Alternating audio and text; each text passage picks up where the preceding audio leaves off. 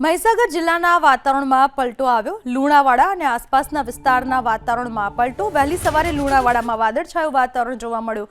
સવારે ઠંડી અને બપોરે ગરમીથી ખેડૂતોની ચિંતા વધી। બેવડી ઋતુના કારણે ખેડૂતોનો જીવ તાળવે ચોંટ્યા। એક બાજુ ઉનાળાની શરૂઆત, બપોરના સમયે જોરદાર ગરમી, ત્યારે વહેલી સવારે વાદળછાયું વાતાવરણ જોવા મળ્યું। ડબલ ઋતુના કારણે ખેડૂતોમાં ચિંતાના વાદળો પણ ઘેરાયા।